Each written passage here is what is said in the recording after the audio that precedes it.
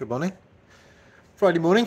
Yeah, a bit cold this morning walking to work, but not really cold, if you know what I mean. It's just a lot of wind around at the moment, and as the other half said, this is the windy season, whatever that means.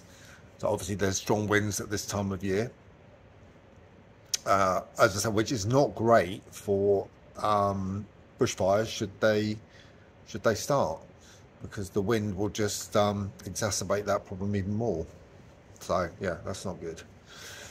I'm going to be doing vlogs or video logs for a while. You know, these are not professional by any means, but it's just a way of you know, communicating the way I feel. Obviously I would usually be typing, writing it down. That's my preferred medium, really. I love writing. That's something I've always done ever since I was a wee lad.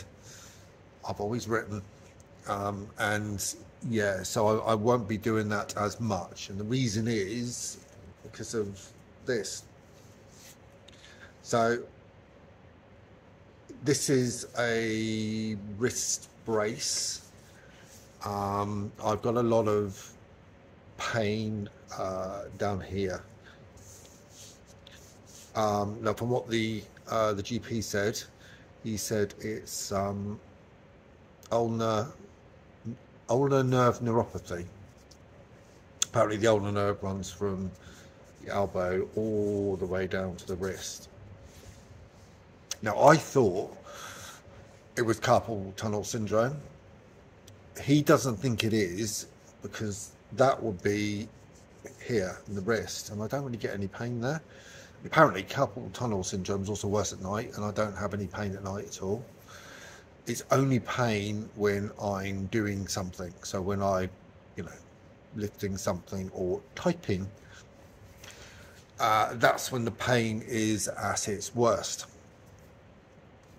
So he suggested getting a brace. I've got a brace. It works pretty well, actually. The pain is sort of a hell of a lot less than what it was. I still feed it on occasion. I wear this all day, and I do take it off at night, and I sort of have a pillow where I put my arm up, and that seems to work okay at the moment. So on Monday I've got an X-ray and an ultrasound, and that should give them some idea about what could be going on. Now his suggestion is there's either a trapped nerve, that ulnar nerve, or it could be some form of tendon problem. We just don't know at the moment. I've also got a specialist appointment to have an EMG, and I've forgotten what that is, electromagnetic something or other, which yes, costed me a fortune because there's no NHS. So that's, I think that was minimum $400 for that. On the bright side, I mean, if I was living in the United States, it would be a hell of a lot more than that. So you know, it's money well spent. And I think they do that for, you know, diagnosing things like carpal tunnel syndrome.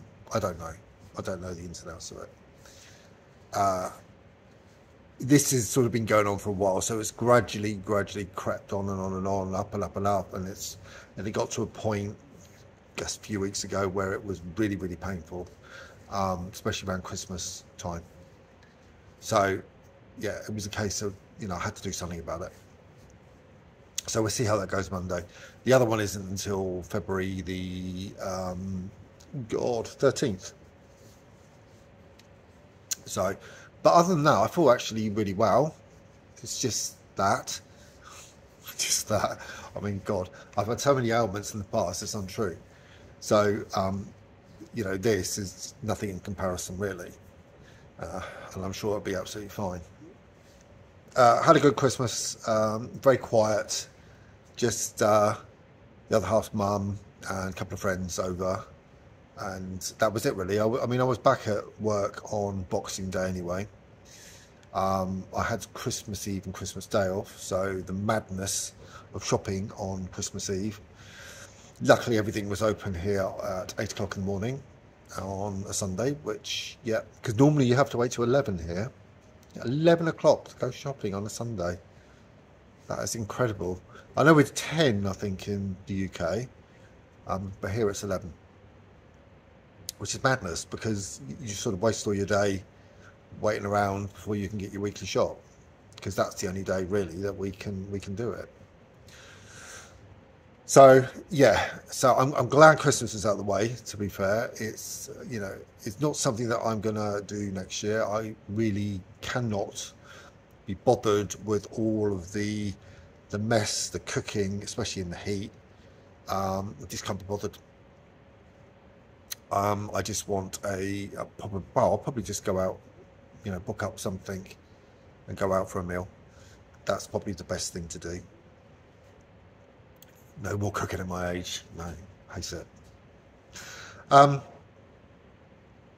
Got to have some electrics done on Monday, so we're having the electrics in the house. I mean, the house was built around the same time me and the other half got together, so that was 1995. And I don't think the electrics have been changed since then. And when the house was built, they put very few electrical sockets in. Apparently, people, like us, we bought a house and now we just upgrade the sockets as and when we want to. So we've got us new sockets fitted, and we've got to upgrade some light switches, etc., etc. So they're coming out on Monday. I think they're doing a 1, 2, 3, about 5 different things, and I think it's going to cost about $1,500. He said euros then. Lived in too many countries. So they're going to do that. We've got a little kitten that keeps chewing wires, so we want more sockets so we can hide wires behind cupboards and not have wires trailing across the floor. So yes, that's what we're going to be doing Monday. Also, I've got my holiday booked, annual leave, and we're going to be going to Vietnam. Was going to be Japan, but for the amount of stuff I want to see in Japan, I just literally have not got the time to do it. And I want to do that in conjunction with going to the UK anyway, so that's for another time. So we're going to have, a few weeks in Vietnam, and we decided to go to Ho Chi Minh City, and then we will fly to Da Nang, which is next to the one place I really want to see, Hoi An, which is supposed to be, well, I think it's a UN World Heritage Site or something. It's beautiful, really, really, really lovely, and one of those places you really have to see if you go to Vietnam. I'm guessing we will do some coastal journey on a boat. Been to Vietnam before, and I was going to do Ha Long Bay, but I didn't. I'd like to do that, but the geography of Vietnam really is a little bit difficult, and that would mean going completely out of our way to go there. So we might try and find something similar near Hoi An and do that. Well, there's plenty to see there, and Ho Chi Minh as well. So I've seen Hanoi. So anyway, got to be planning that now.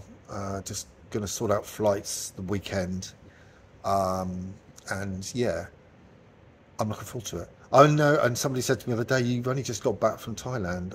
I thought, well, yeah, I know, but I need another holiday. We're travellers, so we like to go on holiday, and we're going to try and do it every 6 months. Go somewhere. That's no. Well, no, it is in a way. It is a reflection of Australia, because as much as it's given me a lot, it's not a place I like for holidaying. It really is out the way.